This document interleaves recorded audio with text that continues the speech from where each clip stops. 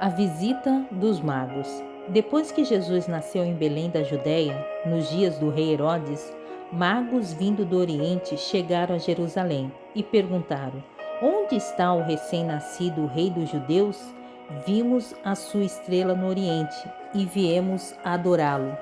Quando o rei Herodes ouviu isso, ficou perturbado e com ele toda Jerusalém. Tendo reunido todos os chefes dos sacerdotes do povo e os mestres da lei, perguntou-lhes onde deveria nascer o Cristo.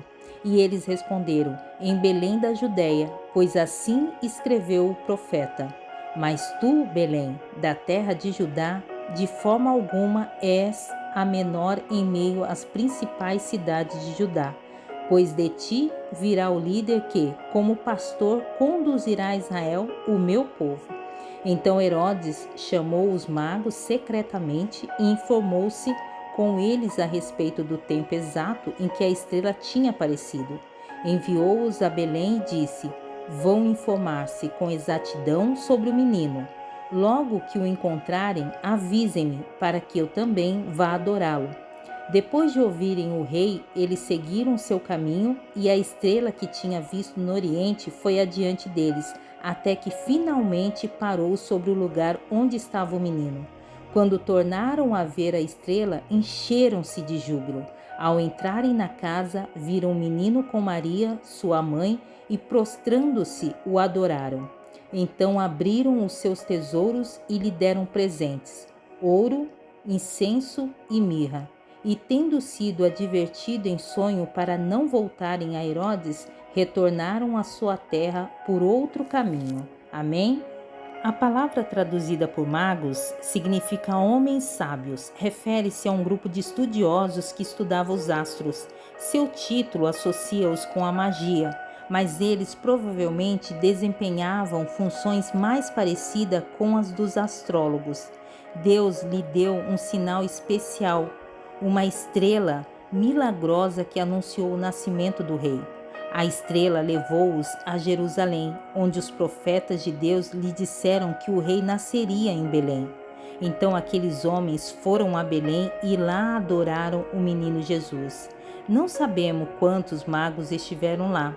Com base no número de presentes listados em Mateus, capítulo 2, versículo 11, convencionou-se acreditar que 3 magos fizeram a viagem, embora isso não seja possível de comprovar. E Herodes teve medo do rei recém-nascido e quis destruí-lo. Este rei Herodes era Herodes o Grande, chamado de rei pelo Senado romano por causa da influência de Marco Antônio.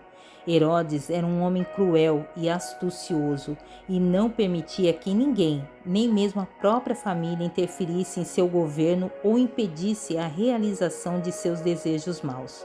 Era, na verdade, um assassino impiedoso que matou a própria esposa e seus 2 irmãos porque desconfiou que o traíam. E ele se casou pelo menos 9 vezes. Tais matrimônios satisfaziam seus desejos e fortaleciam seus laços políticos com os poderosos da época. E referente ao versículo 3 e 4, os principais sacerdotes e os escribas eram os que supostamente esperavam por esse acontecimento há centenas de anos. Os escribas praticavam a preciosa habilidade de escrever e se especializaram em copiar registros oficiais das escrituras e seus comentários. Haviam desenvolvido leis adicionais e tradições que serviam primeiramente para explicar as escrituras e que posteriormente passaram a ser obedecidas tanto quanto as escrituras. Para eles, Jesus não se qualificava como Messias, porque não se encaixava nessas novas leis e tradições. Eles figuravam entre os principais opositores daqueles sobre quem as escrituras falavam. Belém é o lugar onde Rute, a bisavó de Davi, conheceu Boaz, e onde Davi nasceu e cresceu. Esse pequeno povoado ficava a cerca de 10 quilômetros de Jerusalém. Amém?